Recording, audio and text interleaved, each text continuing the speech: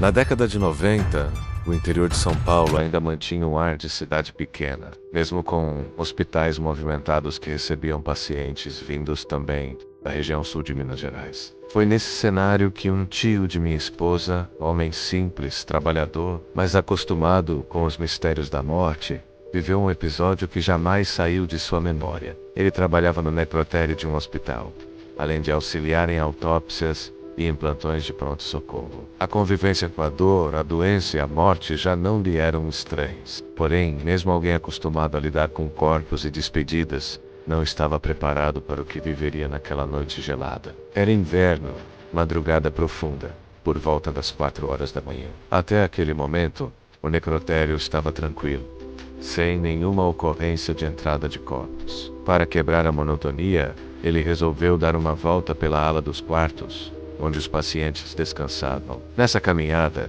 encontrou um amigo enfermeiro, responsável por cuidar dos doentes naquela área. O colega pediu um favor, que ele ficasse de olho em um dos pacientes mais graves, enquanto descia rapidamente para comer algo e ir ao banheiro. O tio aceitou de bom grado. Afinal, sabia monitorar os aparelhos, observar os sinais vitais e, caso fosse necessário, chamar ajuda. Durante cerca de 15 minutos, ficou ali, atento, ouvindo apenas os apitos intermitentes e vendo o paciente respirar com dificuldade, mas dentro do esperado. Logo depois, o enfermeiro retornou, fez as medicações de rotina e os dois permaneceram na ala, conversando em voz baixa para não incomodar. Fora do hospital, o frio castigava e por isso todas as janelas e portas estavam fechadas. O ambiente era silencioso, apenas cortado pelo bip dos monitores. Tudo parecia normal, pelo menos dentro daquilo que pode ser chamado de normalidade em um hospital de madrugada. Foi então que o relógio marcou aproximadamente 4h40 da manhã. Nesse exato instante, um barulho inesperado os fez gelar por dentro.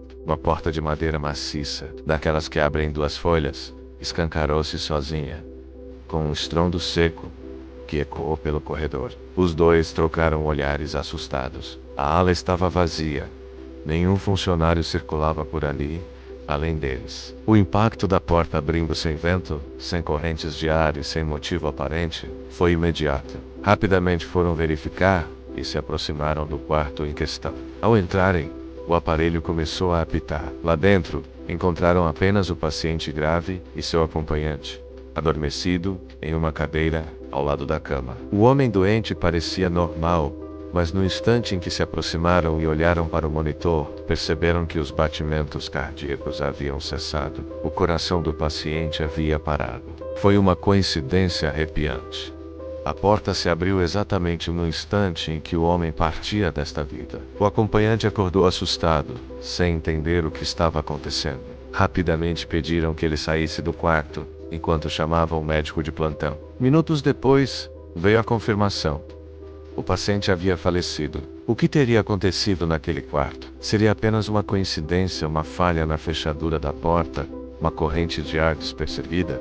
Ou seria algo além da compreensão humana? Alguns diriam que a própria morte havia entrado pela porta, anunciando sua chegada. Outros acreditam que a alma do homem, ao se desprender do corpo, abriu passagem para sair. O tio, que já tinha visto muitos casos curiosos em necrotérios e hospitais, confessou que nunca esqueceu esse episódio. Porque, ao contrário de outras experiências, em que a razão pode encontrar explicações, naquela noite parecia claro que havia algo além, algo invisível, que se manifestou fisicamente no abrir da porta. Histórias como essa circulam entre profissionais da saúde, médicos, enfermeiros e auxiliares de necrotério, costumam relatar casos em que a morte se anuncia de formas estranhas.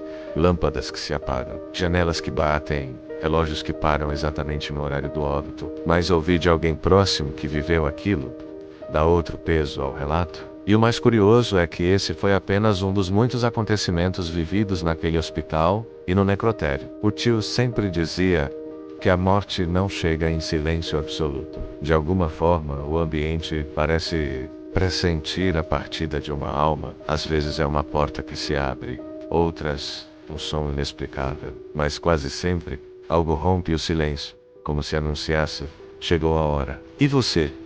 O que acha que aconteceu naquela madrugada? Foi apenas coincidência? A morte entrou para buscar a alma, ou o espírito saiu pela porta aberta. O mistério permanece sem resposta. O certo é que desde aquele dia, o tio nunca mais olhou para as portas do hospital da mesma forma. Para ele, cada batida inesperada, cada abertura sem explicação, poderia ser um sinal de que mais uma alma estava partindo. E essa é apenas uma das muitas histórias reais que circulam nos bastidores dos necrotérios e hospitais do interior. Relatos que nos fazem pensar sobre o desconhecido, sobre o invisível que ronda os corredores da vida e da morte. Se você gostou dessa história e quer ouvir mais causos reais de mistério, inscreva-se no canal Diário Assombrado e acompanhe novos relatos toda semana.